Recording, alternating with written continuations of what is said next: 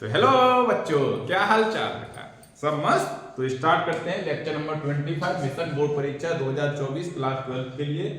आज का topic today we will start with very important तो बायो सावर्ट का नियम, बायो सावर्ट लॉ, और इसे कभी कभी जो है लाप्लास लॉ भी बोलते हैं। बहुत इंपॉर्टेंट है आपके एग्जाम के लिए। तो बायो सावर्ट लॉ का एक जो है प्रायोगिक नियम था, एक्सपेरिमेंटल लॉ, ओके, जिससे उन्होंने किसी जो है नॉन यूनिफॉर्म वायर में कोई भी स्मॉल करंट एलिमेंट, स्मॉल धारा अवयव, मान लीजिए इसमें धारा बह रही है ऐसे आई, और एक स्मॉल धारा अवयव dl, तो आई dl, बेसिकली जो आई dl की जो डायरेक्शन है वो आई की ही डायरेक्शन है। इसे बोलते हैं बेटा धारा अवयव, या क्या बोलेंगे, करंट एलिमेंट, करंट एलिमेंट। तो इस धारा अवयव के कारण किसी बिंदु P, मान लीजिए ये बिंदु P है, इस पर जो है स्मॉल चुंबकीय क्षेत्र की तीव्रता ज्ञात करने के लिए ये रूल आया। तो बेटा देखिए, इसमें पूछते हैं कि बायो सावर्ट लॉ का, मान लीजिए ये पॉइंट P मान लो कहीं भी है, मान लो यहाँ है, अब ये जो है आईडीएल है, यहां से देखिए इसका ये डिस्टेंस जो है r है, ठीक है। अब ये देखना है कि I और dl के बीच जो है कितना एंगल है। तो मान लीजिए ये एंगल, मान लीजिए ऐसे है dl ये, तो एंगल थीटा है। तो बायो सावर्ट साहब ने कहा कि dv जो है, जो स्मॉल मैग्नेटिक फील्ड होगा वो mu naught over 4 pi I dl cross r over r cube. बेटा ये मैंने लिख दिया इसका वेक्टर फॉर्म, ये लिख दिया मैंने इसका सदिश रूप, ठीक है। बहुत आता है एग्जाम में ये I dl क्रॉस r, ठीक है। इसी को आपको मालूम है a क्रॉस b क्या होता है, a b साइन थीटा। तो इसी का मैं स्केलर फॉर्म लिखूं, मैग्नीट्यूड की बात करूं तो mu not over 4 pi I dl r sign theta over r की पावर 3।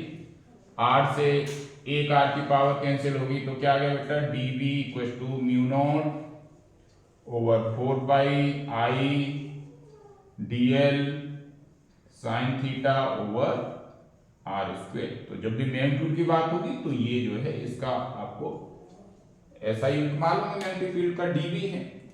तो ये जो है आपने सीखा कि ये बायो सावर्ट का नियम होता है, तो आपको इस टाइप से लिख के आना है। लेकिन आप देखते हैं बुक में कैसे है कि जो है dv direct proportional to I dl, direct proportional to 1 over r square, direct proportional to sine theta. फिर इन सभी जो है इक्वेशन को हम मिला देते थे, भैया ऐसे कह लो ऐसे कह लो, बात तो एक ही है, जब मतलब कहना ही ऐसे है, इस मतलब इसमें भी तो वही सब है। और फिर ये कहा कि dv directly proportional to I dl sine theta over r square. फिर एक प्रोपोर्शनलिटी कांस्टेंट आ गया म्यू नॉट ओवर 4 पाई। तो बेटा ये है बायो सावर्ट लॉ, है ना। बायो, इसमें t क्या साइलेंट है, Biot Savart law, bio Savart का नियम। तो ये बेटा हो चुका है ना। अब ये सीखो, ये म्यू नॉट ओवर 4 पाई आ गया, ये क्या है, देखो बेटा म्यू नॉट है, म्यू नॉट को बोलते हैं निर्वात की चुंबकशीलता। जैसे वहां था ना एप्सिलॉन नॉट, एप्सिलॉन नॉट और म्यू नॉट में भी एक बहुत गहरा संबंध है। तो ये म्यू नॉट क्या है, निर्वात की चुंबकशीलता, निर्वात की चुंबकशीलता, या बहुत से लोग बोलते हैं चुंबकशीलता का नियतांक, ठीक है। इसका वैल्यू रहता है, म्यू नॉट का वैल्यू देखो बेटा, मैं यहाँ पे लिखता हूँ mu not equal to 4 pi into 10 to the power -7। अब देखना है इसका ऐसा यूनिट। अब ऐसा यूनिट कहां से आएगा, फ्रॉम दी फॉर्मूला। तो बच्चों तेजी से इसका ऐसा यूनिट कैलकुलेट करो, मैं आपके लिए ऐसा यूनिट कैलकुलेट कर रहा हूं। देखिए कहां से आएगा, सूत्र से आएगा। अब मैं इसे से आएगा दिस पोर्शन, देखो यहां पे मैं इसे हटा देता हूं, देखो बेटा। अब ऐसा ही मात्र देखो वहां से आएगा तो dv into r square, okay बेटा, over I dl sine theta कुछ नहीं होता, ये म्यू नॉट का हो गया बेटा। बताओ, अगर कोई यहां से म्यू नॉट कैलकुलेट करने के लिए कहेगा तो ये क्या होगा, dv r स्क्वायर आई डी एल साइन थीटा 4 पाई और साइन थीटा होता नहीं इसीलिए मैंने बेटा उससे हटा दिया। ठीक है, तो डीवी का क्या होता है टेस्ला मीटर स्क्वायर, इसका क्या होता है कूलम, इसका एम्पियर होता है एम्पियर मीटर, 1 मीटर से 1 मीटर कैंसिल, तो क्या होगा टेस्ला मीटर एम्पियर इनवर्स। और देखो एक ऐसा ही मात्रक ये हो गया, ऐसा ही मात्रक ऑफ म्यू नॉट, ऐसा ही मात्रक ऑफ म्यू नॉट, मतलब म्यू नॉट का ऐसा ही मात्रक बेटा है ना। और टेस्ला को मैंने कल बताया था क्या होता था न्यूटन पर ampere metre into metre over ampere, newton से न्यूटन कैंसिल, तो इसका दूसरा ऐसा ही मात्रक क्या है न्यूटन पर एम्पियर स्क्वायर। ठीक है, कल मैंने आपको बताया बेटा टेस्ला क्या होता है वेबर पर metre square into metre ampere inverse, 1 metre से 1 मीटर कैंसिल, तो क्या होगा वेबर पर एम्पियर मीटर, तीसरा यूनिट ये आ गया है ना। कल जो बताया था ना बेटा मैंने जो मैग्नेटिक फ्लक्स क्या होता है ये जो है चैप्टर नंबर 5 में आएगा बी इंटू ए, तो बी का वैल्यू वेबर पर मीटर स्क्वायर टेस्ला का वैल्यू। ठीक है, तो ये आपने 3 ऐसा ही मात्रक देख लिया इसका, तो कोई सा भी आप लो, मान लीजिए न्यूटन पर एम्पियर स्क्वायर। ठीक है, तो यहां तक ये हो गया पूरा हो गया। ठीक है, अगर कोई पूछता है कि साहब इस पूरे तार के कारण बताओ, तो ऐसे छोटे छोटे डीएल आप लेते हुए जाओगे, उससे क्या कर दोगे, उसे आप कर दो बेटा इंटीग्रेट।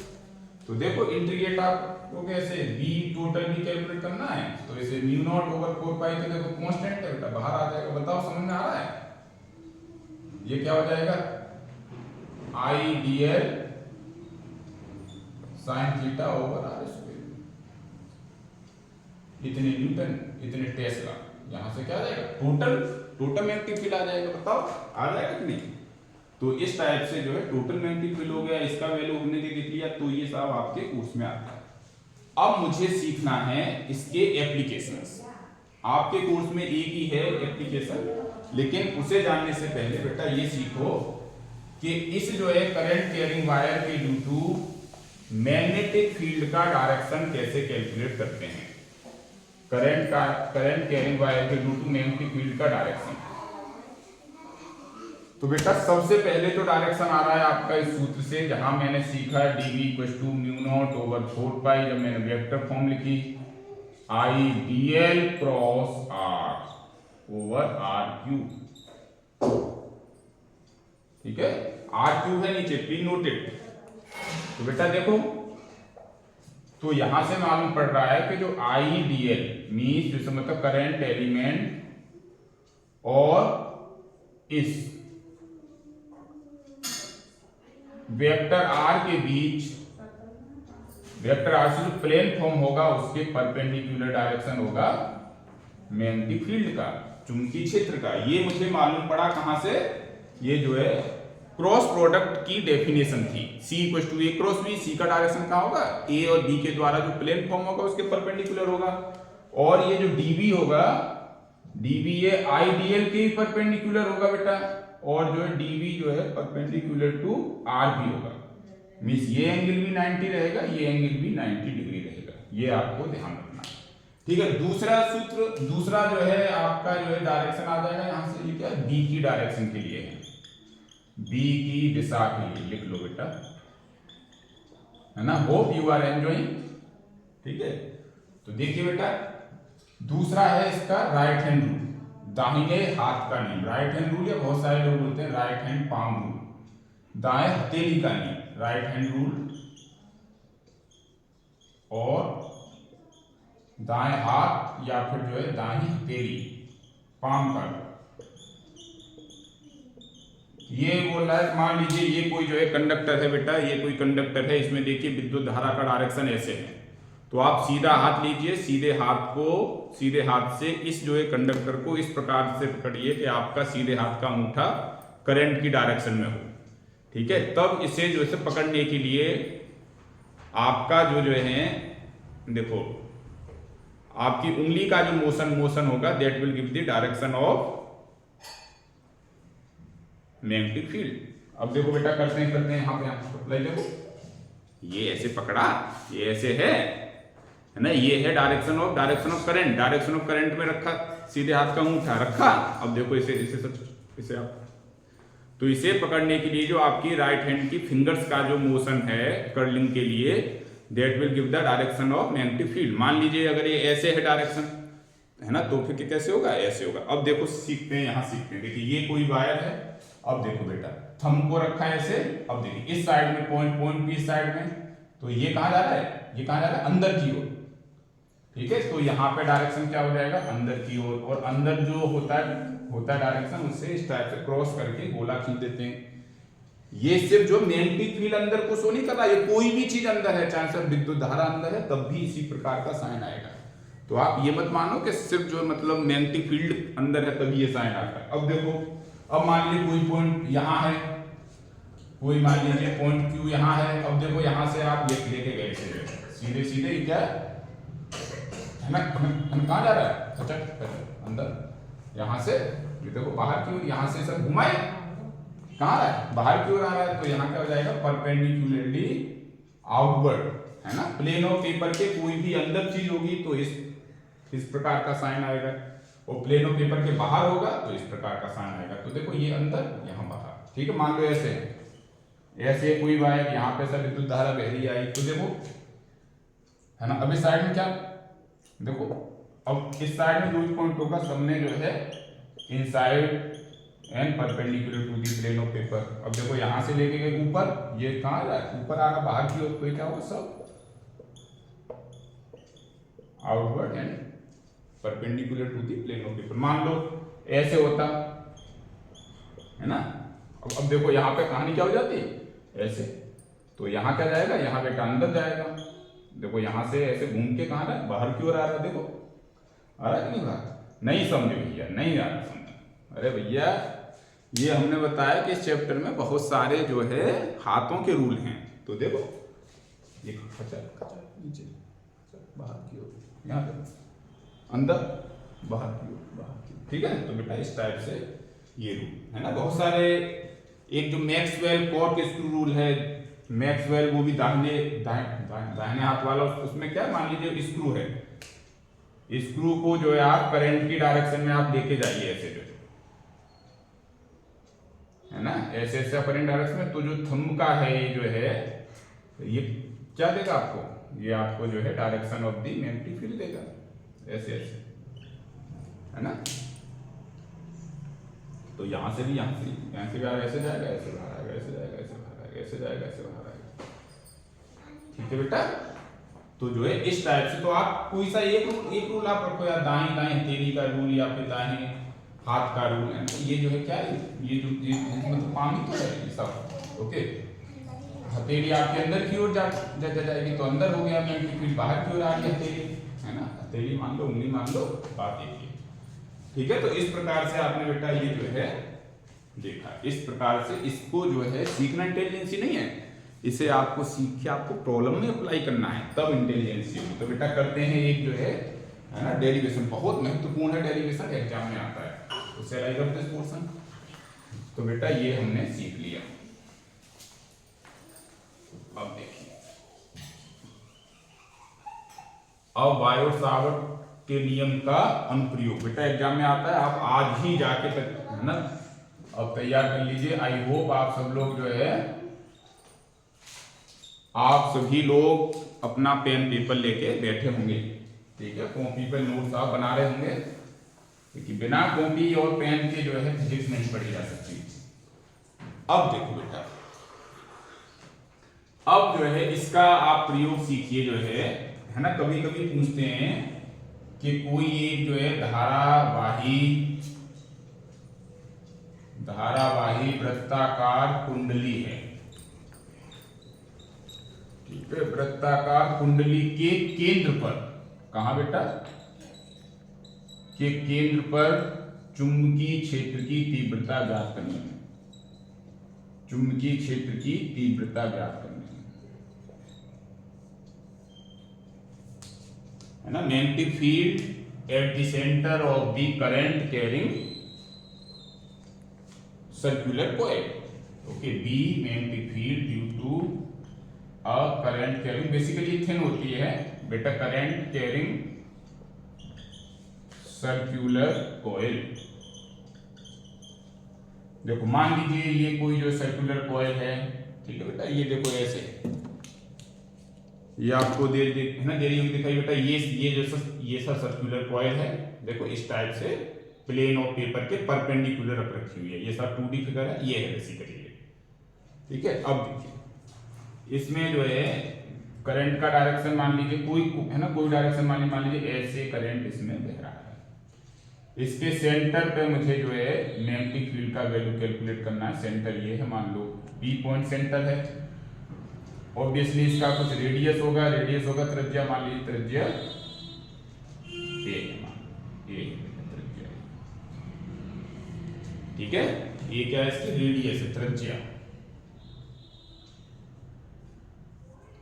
अब आपको बायो सावर्ट का नियम अप्लाई करना है। देखो बेटा हर जगह आप डायरेक्शन देखो, इसके मैग्नेटिक फील्ड का डायरेक्शन यहाँ पे दे दो एक dl, मान लो dl ये लिया, इसका डायरेक्शन ऐसे, तो यहां से देखो ये कहां जाएगा, आउटवर्ड नॉर्मल ना, देखो ये इनसाइड और यहाँ बाहर की ओर ऐसे जा रहा है। देखो यहाँ मान लो कोई जो है ना dl यहाँ पे लिया, अब देखो यहाँ के लिए है ना, देखो ये भी बाहर की ओर, यहाँ पे मान लीजिए कोई dl, अब देखो यहाँ से देखो ये बाहर की ओर, यहाँ कोई मान लीजिए, तो जो सभी के लिए क्या हो रहा है, dl बाहर की ओर आ रहा है, तो ये मान लीजिए एक कोई ले लीजिए dl स्मॉल, अब dl और ये इन दोनों के बीच में एंगल कितना हो गया बेटा, 90 है ना, 90 डिग्री हो गया। अब आप इसके ड्यू टू कैलकुलेट करो पहले स्मॉल dv, तो म्यू नॉट ओवर 4 पाई आई। देखो जितनी बातें मैं बोल रहा हूं वो भी आपको एग्जाम में लिखे आनी है, क्योंकि एग्जामिनर से मैथ नहीं चाहता, वो चाहता है कि बच्चा जो है थ्योरी भी लिख के आए, फिजिक्स भी लिख के आए। Basically we are using mathematics as a syllabus of physics, हम मैथमेटिक्स का इस्तेमाल करके फिजिक्स को कर रहे हैं बेटा, तो ये आपको मालूम होना चाहिए। आई dl साइन थीटा, थीटा की वैल्यू कितनी है, 90 है, ओवर r स्क्वायर। अब देखो यहां से यहां तक की दूरी, इस पॉइंट इस dl से यहां तक की दूरी कितनी है, a है, तो a स्क्वायर हो गया। बताओ किसी को कोई प्रॉब्लम, तो ये है dv, तो mu not over 4 pi I dl over a square sine 90 आजकल 1 हो रहा है। अगर कोई पूछता टोटल मैग्नेटिक फील्ड, देखो इस सब dl के ड्यू टू जो है डायरेक्शन आउटवर्ड नॉर्मली आ रहा, बाहर की ओर आ रहा ना, तो जो है इसीलिए टोटल मैग्नेटिक फील्ड के लिए इसका क्या कर देंगे, इसका इंटीग्रेशन, ठीक है, समाकलन, इक्वेशन नंबर 1। अब देखो b का वैल्यू क्या होगा बेटा, mu naught over 4 pi I constant, a square भी कांस्टेंट, क्या बचा, dl बचा। अब dl का इंटीग्रेशन क्या होगा, dl कट करके पूरा होते हुए क्या होगा, पूरा सर्किल हो गया। और सर्किल का अब सरकमफेरेंस, परिधि क्या होती है बेटा, है ना, वृत्त की परिधि का सूत्र बताओ, 2 पाई r, तो यहाँ r क्या, a है, तो a से a कैंसिल, तो क्या हो गया बेटा, mu naught over 4 pi 2 pi I over a, ये हो गया सूत्र मैग्नेटिक फील्ड का, इतने फैसला। और ये क्या है, आउटवर्ड नॉर्मल। जब भी आप किसी फिजिकल क्वांटिटी के बारे में बात कर रहे हैं तो आपको जो है हमेशा उसकी डायरेक्शन के बारे में भी बात करना है। अगर आप डायरेक्शन के बारे में बात नहीं करते तो वो बातें अधूरी रह जाएंगी। तो बेटा ये आपने देखा magnetic field at the centre of the circular coil, mu not over 4 pi 2 pi I over A, है ना, दिखने में आ रहा होगा बेटा सबको। तो ये जो है बहुत सारे लोग इसे ऐसे भी रखते हैं यार कि 2 पाई से पाई कैंसिल, 2 से 2 कैंसिल, तो mu not over 2 I over A, ठीक है। लेकिन मैं चाहता हूं कि इसे शायद इसी टाइप से रखूं यार, म्यू नॉट ओवर 4 पाई, क्योंकि म्यू नॉट ओवर 4 पाई की वैल्यू आपको डायरेक्ट मालूम है 10 to the power -7, 2 pi I over A, ये मैग्नेटिक फील्ड। देखो यहां से आ रहा है कि नहीं, magnetic field are equal to I भी आ रहा है मैग्नेटिक फील्ड, और इनवर्सली प्रोपोर्शनल टू ए आ रहा है ना, दूरी के भी इनवर्सली प्रोपोर्शनल आ रहा है। तो ये ऑस्टेड साहब की बात यहाँ पे सत्य भी हो गई, है ना, वेरीफाई हो। फिर बेटा अब करते हैं दूसरा, चला इरेज दिस पोर्शन, इसका प्रॉब्लम में बहुत यूज है बेटा। देखो मैं जो है पूरा चैप्टर करने के बाद एक वीडियो में देता हूँ आपको हाईलाइट ऑफ दी चैप्टर, कहाँ चौके लगे, कहाँ छक्के लगे, कहाँ पे विकेट गिरा, कहाँ सेंचुरी, कहाँ 50 हुई, वो सारी चीजें, सारे सूत्र जो आपके इस चैप्टर में हुए यूज, मतलब पूरे चैप्टर का वेरी फास्ट ओवरव्यू। और जो है अगले चैप्टर में मैं जो है अगले लेक्चर में उससे संबंधित सारे इंपोर्टेंट आंकिक प्रश्न करता हूं। देखिए इस बार बोर्ड ने जो है एनसीईआरटी बुक को बहुत ज्यादा वरीयता दी है, तो मेरा मानना है कि आप सभी स्टूडेंट जो है एनसीईआरटी बुक जो है से एक्सरसाइज और उसके सोल्ड एग्जाम्पल कीजिए। कई बार देखा गया कि एनसीईआरटी के सोल्ड एग्जाम्पल ही जस के तस जो है उसमें एग्जाम में पूछ लिए गए, तो आप बेटा जो है एनसीईआरटी बुक को ज्यादा प्रीफर कीजिए। आजकल तो एनसीईआरटी बुक अगर मार्केट में आपको नहीं भी मिलती है, बहुत कम पैसे में मिलती है, वैसे नहीं मिलती है तब भी सब जो है साइट पे जो उसका पीडीएफ फाइल जो है एकदम लेटेस्ट वर्जन है, उसमें सब जो उसमें सारी चीजें हटाने के बाद है। ठीक है बेटा, तो देखिए अब जो ये बहुत महत्वपूर्ण है, वेरी इंपोर्टेंट क्या है बेटा, बायो-सावर्ट के नियम से किसी वृत्ताकार कुंडली के अक्ष पर, वृत्ताकार कुंडली ऑब्वियसली है ना, जब तक कुंडली में धारा नहीं होगी तो किसी काम की नहीं है, तो बेटा धारावाही कुंडली, धारावाही वृत्ताकार या फिर वृत्तीय कुंडली के अक्ष पर स्थित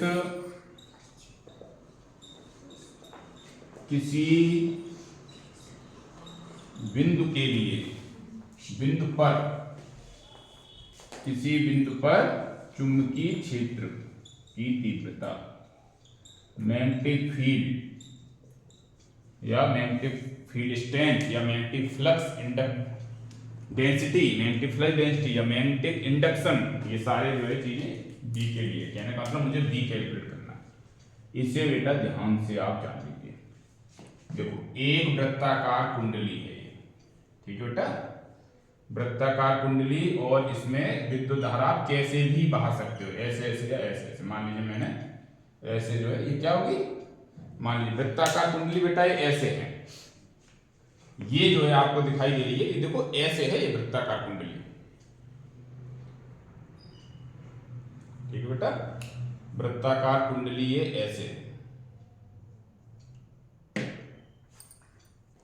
तो बेटा ये वृत्ताकार कुंडली बेसिकली रखी हुई है ऐसे, है ना, आप जो है इसमें आप कंफ्यूज मत होइए, ये ऐसे रखी हुई है, ठीक है, ऐसे रखी हुई है, ये इसका सेंटर है, मान लो ये इसका सेंटर वो है, ये है, ये इसका सेंटर, यहां से एक सीधी लाइन खींचो इसके सेंटर से होती हुई, ये इसका अक्ष है, यहाँ कोई बिंदु P है जिस पे मुझे जो है चुंबकीय क्षेत्र की तीव्रता कैलकुलेट करनी है, इस P पे, ठीक है बेटा, विद्युत धारा वही है ऐसे, यहाँ खट एक जो है करंट एलिमेंट आप जो है AB करंट एलिमेंट आप यहां से काट लो बेटा, ठीक है, ये यहां पे ऐसा काटा हुआ है, ठीक है बेटा, और एक जो है ना करंट एलिमेंट, देखो इसमें डायरेक्शन ऐसे जा रही है, इसमें डायरेक्शन ऐसे ऐसे जा रही है, यहाँ पे BA करंट एलिमेंट लो IDL, ठीक है। अब देखो ये जो है कैसे जा रहा है, ये ऐसे ना, ऐसे है ऐसे, तो मतलब ये DL का डायरेक्शन IDL का डायरेक्शन ऐसे होगा, यहां से देखो इस बिंदु P को मिलाने वाली दूरी ये वेक्टर R है ना, R जो वेक्टर का मान लो ये एंगल कितना रहेगा बेटा, 90 डिग्री रहेगा, देखो ये ऐसे और ये सा ऐसे, ठीक है। अब क्या रहेगा, IDL और R के बीच में एंगल 90 हो गया, इसकी मान लीजिए ये जो है इसकी रेडियस a है और इसके सेंटर से उस बिंदु P की दूरी x है। देखो बिना डायग्राम के जो है डेरिवेशन नहीं हो सकते, बहुत सारे मैं कॉपियां चेक करता हूँ, बच्चे को देखता हूँ कि बच्चे बिना जो है डायग्राम के ही जो है पूरा डेरिवेशन कर देते हैं। ये तो हुनर मुझे भी सीखना है, कैसे कैसे कैसे कर देते हैं, बिना डायग्राम के नहीं हो सकती चीजें। जब भी आप डायग्राम जो है बनाते हैं, फॉर्मूले लिखते हैं, तो एग्जामिनर के माइंड में बहुत पॉजिटिव इंप्रेशन जाता है, बहुत अच्छा जो बच्चा अब जानता है। अब देखो इस P पे डायरेक्शन बताओ, इस IDL की ड्यू टू देखो ये है ना, कैसे डायरेक्शन ऐसे, तो कहां जा रहा है, बाहर की ओर जा रहा है, तो ये कहां होगा बेटा, बाहर की ओर, बाहर की ओर। अब ये बताओ मैंने इसे ऐसे क्यों खींचा, ऐसे मान लो DB, इसे मैंने ऐसे क्यों नहीं खींचा, क्योंकि ये मुझे मालूम है ये R है, R पे भी 90 डिग्री रहेगा, ये ऐसे रहेगा, ठीक है। अब जो देखो अब इसी टाइप से यहाँ के लिए आप खींचिए तो देखो बेटा ये है, अब ये भी ए रहेगी तो ये दोनों क्या रहेंगे, इक्वल रहेंगे, ये भी आर रहेगी। ठीक है, अब जो यहां के लिए देखो ये ऐसे तो उस है ना, ये इसका डायरेक्शन अभी ऐसे है ना, ऐसे, तो ये कुछ ऐसे जाएगी है ना। अब देखो कहां जा रहा है ना, ऐसे ना, ऐसे, ये है राइट हैंड, तो बाहर की ओर ऐसे ऐसे देखो, ये भी कहां जा रहा है, बाहर की ओर, एक डायरेक्शन ऐसे होगा डीवी डैश। ठीक है, अब देखो बेटा इसे एंगल मान लो फाई, तो ये भी एंगल तो फाई होगा। अब देखो बेटा, अब सिंपल ज्योमेट्री से देखो, अगर मैं इस जो है डीवी का कंपोनेंट कर दूं ब्रेक, तो ये एंगल कितना रहेगा, ये एंगल भी बेटा फाई रहेगा। सिंपल ज्योमेट्री से आप कैलकुलेट कर सकते हो, ये भी क्या है 90 है। ठीक है, अब देखिए तो इसका क्या नाम रहेगा, डीवी कॉस फाई। अब देखो यहां से देखो, यहां से इसका कंपोनेंट करेंगे ब्रेक तो क्या आएगा, ये डीवी डैश कॉस फाई। इस डायग्राम को आप सीख लो सही से तो सारी प्रॉब्लम आसान हो जाएगी। अब देखिए ये है डीवी, अब इस साइड में जाएंगे तो क्या जाएगा, डीवी साइन फाई। यहाँ है ना, यहां से देखिए ये भी तो फाई होगा बेटा। अब ये जाएगा तो ये भी क्या जाएगा, डीवी डैश साइन फाई। अब आप बेटा वैल्यू कैलकुलेट करो, ये मान लीजिए ए बी था, इसे मान लो सी डी। अब जो धारा अवयव, स्मॉल धारा अवयव ए बी से क्या है, आई डी एल के कारण बिंदु पी पर विद्युत क्षेत्र की तीव्रता, बायो सावर्ट लॉ से इस्तेमाल करना है, mu naught over 4 pi I D L sine theta की जरूरत है, साइन 90 ओवर आर स्क्वायर। चलो आर स्क्वायर को मैं भी लिख देता हूं आर स्क्वायर ही। ठीक है, बेसिकली जो है ये भी तो 90 होगा, तो ये बेसिकली आर क्या हो जाएगा, बेसिकली ये आर जो है बेटा देखो ये 90 होगा तो ए स्क्वायर प्लस एक्स स्क्वायर का स्क्वायर रूट, ये भी क्या हो जाएगा, ए स्क्वायर प्लस एक्स स्क्वायर का स्क्वायर रूट। ठीक है, साइन 90 क्या होता है, 1 होता है, तो mu not over 4 pi I D L sign 90 क्या हो गया 1 आर स्क्वायर। बेटा डीवी की वैल्यू आ गई, जिसे मान लो समीकरण नंबर 1 है ना बेटा। छाप लो, जो है मेरे लिए जगह नहीं बची इस बोर्ड में, देखो मैं यहाँ पे बता देता हूँ बेटा। अब सिमिलरली इसी प्रकार से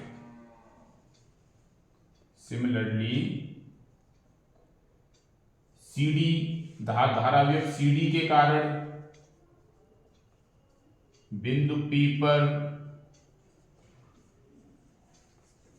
चुंबकीय क्षेत्र की, विद्युत क्षेत्र कहां से आ गया है, अभी विद्युत क्षेत्र ही नहीं भूल रहे हो, चुंबकीय क्षेत्र है बेटा, चुंबकीय क्षेत्र की तीव्रता। विद्युत क्षेत्र पढ़ते पढ़ते विद्युत क्षेत्र जो पसंद आने लगा था, तो क्या हो जाएगा बेटा, dv dash equal to mu not over 4 pi I D L, फिर से साइन 90 तो ये हो गया 1 ओवर आर स्क्वायर। अरे ये क्या देख लिया मैंने, देखो समीकरण 1 व 2 से क्या मान पड़ रहा है, समीकरण 1 व 2 से dv equal to dv dash, दोनों ही मैग्नेटिक फील्ड इक्वल हैं। तो अब देखो अगर दोनों मैग्नेटिक फील्ड इक्वल हैं तो dv cos फाई और dv डैश cos फाई पर विचार कीजिए।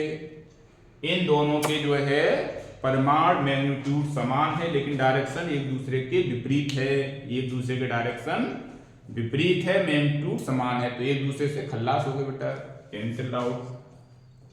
तो ये जो है dv cos फाई और dv डैश cos फाई परिमाण में समान है एवं इनकी दिशा एक दूसरे के विपरीत है, इसीलिए एक दूसरे से कैंसिल आउट हो गए, निरस्त हो गए। तो अब सिर्फ इफेक्ट बचा इसका dv sin फाई और dv डैश sin फाई। तो देखो हमने इसे थोड़ा सा रफ करता हूं, ठीक है बेटा। तो देखिए तो जो है, लेकिन इसका देखिए dv sin फाई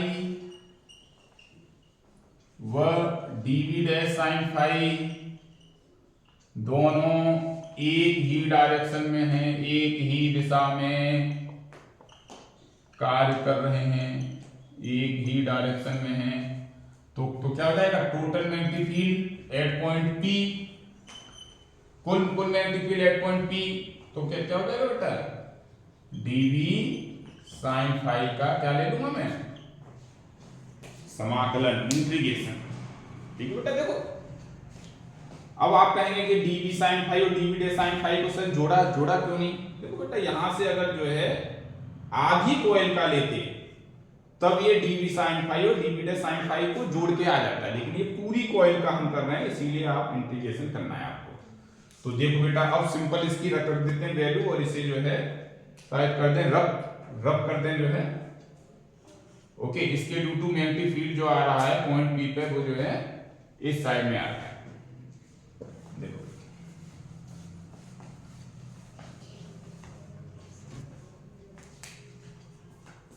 तो dv equal to mu not over 4 pi I D L over R square क्या होगा, A square plus X square, integration,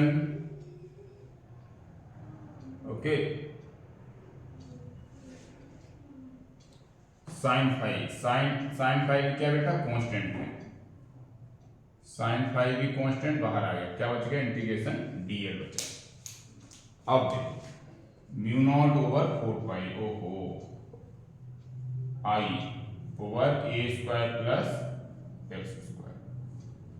अब बेटा देख लो यहाँ जो है साइन फाई की वैल्यू देखो, इसमें ये जो फोटो था बेटा, तो इसमें देखो साइन फाई की वैल्यू, ये तो साइन फाई ये था ना,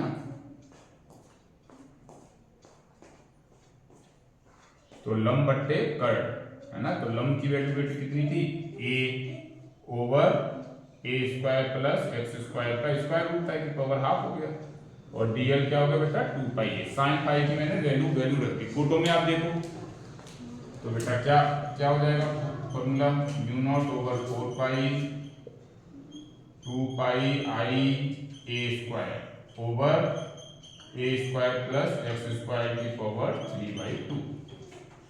ये देखो मैग्नेटिक फील्ड का फॉर्मूला आया।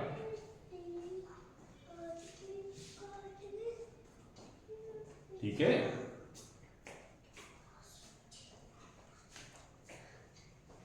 तो अब देखिए इसमें यदि कुंडली वृत्ताकार कॉइल जो है वृत्ताकार कुंडली, यस वृत्ताकार कुंडली में n फेरे n टर्न्स हों, तो क्या होगी, विद्युत धारा n टाइम्स हो जाएगी, तब यहाँ क्या आ जाएगा, एक n का मल्टीप्लाई और हो जाएगा, mu naught over 4 pi 2 pi n आई ए स्क्वायर ओवर ए स्क्वायर प्लस एक्स स्क्वायर की पावर 3/2। बेटा ये आपका जो है फाइनल सूत्र आ गया।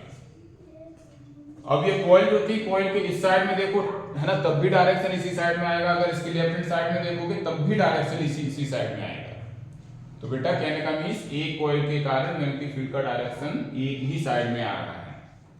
ठीक है, अब देखिए आप जो है ना, अगर कोई आपसे पूछे कि भाई सेंटर के लिए तो आपने कैलकुलेट करके रखा हुआ था सर, अब जो सेंटर के लिए अगर मैं इसमें कैलकुलेट कर लूं, देखो कॉइल ऐसी थी, ये था सेंटर, यहां से दूरी x थी, अब मुझे इस पॉइंट B से आना है, सेंटर पे आना है, मान लीजिए B eight the centre of the coil मुझे कैलकुलेट करना है from this formula, centre of the coil के केंद्र पर।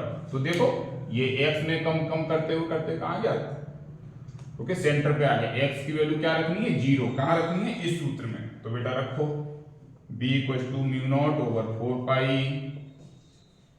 2 pi n i a square over a square, x की वैल्यू 0 तो 3/2, 2 से 2 कैंसिल, a क्यू यहां से a स्क्वायर कैंसिल, तो क्या आ गया बेटा b at centre mu naught over 4 pi 2 pi n i over a। देखो n का वैल्यू 1, तो क्या आ गया 2 पाई i ओवर a। अगर एक कॉइल में एक ही टर्न है, देखो आपको पहले कहीं पर देखा, बताओ बेटा कहां पे देखा है, अभी मैंने जब बायो सावर्ट लॉ का पहला एप्लीकेशन बताया था तब यही सूत्र आया था सेम टू सेम। तो ये यहाँ से भी जो है ये क्या हो गया, जनरल फॉर्म हो गई, वो एक पर्टिकुलर फॉर्म हो गई। तो इस टाइप से हमने देखा कि ये जो है आपका BC का value mu naught over 4 pi 2 pi I over A आ गया। तो बेटा देखो इस जो है डेरिवेशन को बहुत अच्छे से तैयार कीजिए, एग्जाम के लिए अति महत्वपूर्ण में से है। तो ये आपका एक्सप्रेशन आया। यहीं पे हम जो है थोड़ी सी चीजें और अगर करते हैं आपके लिए थोड़ा सा और आसान करते हैं, तो देखिए, तो ये यहाँ का लेक्चर यहाँ जो है कंप्लीट हो जाएगा। देखो बेटा, अगर हम जो है इस सर्कुलर कॉइल की एरिया की बात करते हैं तो एरिया क्या रहेगा, पाई ए स्क्वायर। इसमें टोटल जो है आपका करंट कितना है, एन आई है मान लीजिए, कुल जो है ना, या मान लीजिए एक कॉइल है तो एक कॉइल के लिए करंट की वैल्यू कितनी है, आई। तो आई इंटू ए का आप मल्टीप्लाई कर दो बेटा, तो आई पाई ए स्क्वायर है ना, एन है ना, एन टर्न है तो एन का मल्टीप्लाई हो जाएगा।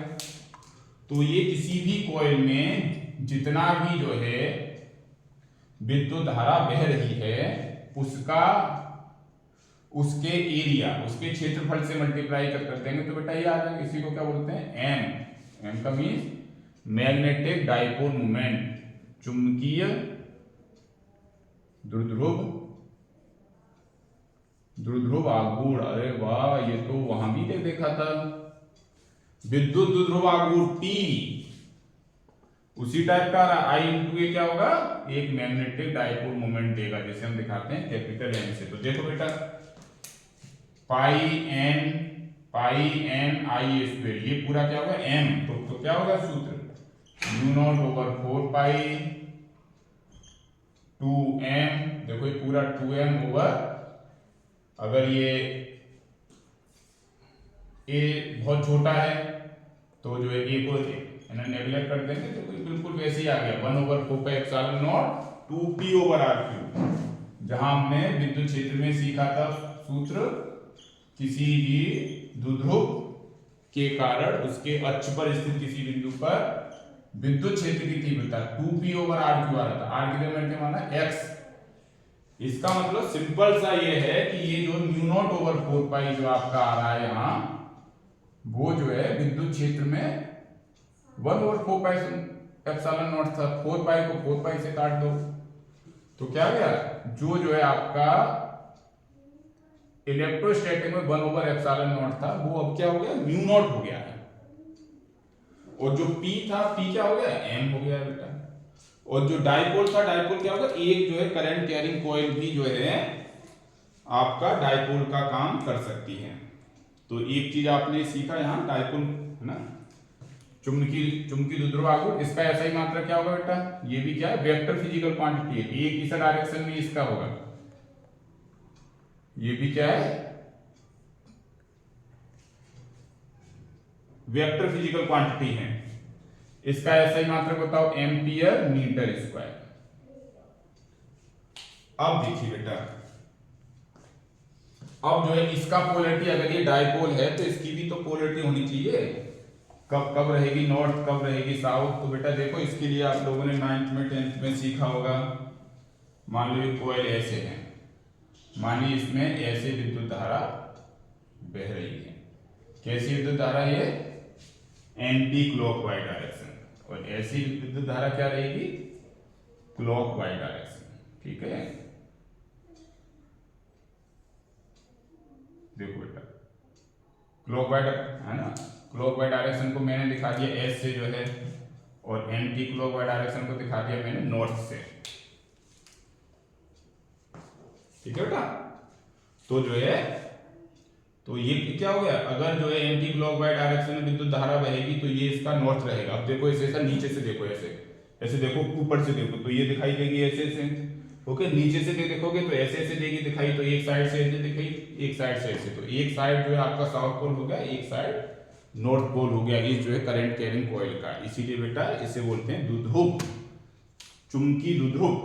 ठीक है, इसका muted dipole moment I into A. ठीक है, अब एक लास्ट चीज आप सीख लो, 2 पॉइंट सीख लीजिए इसमें।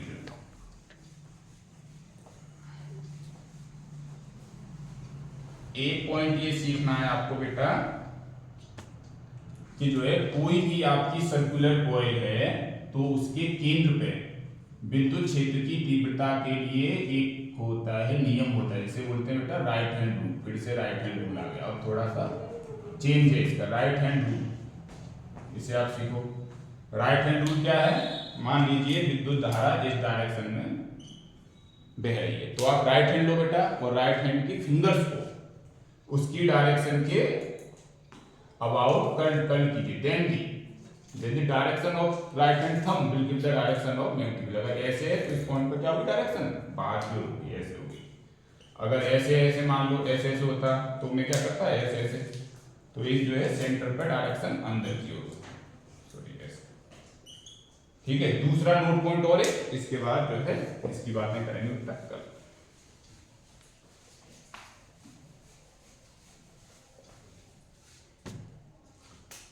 एक नोट पॉइंट, मान लीजिए कोई भी जो है ये सब जो है मतलब करंट कैरिंग वायर है, इसी पर कोई पॉइंट पी है,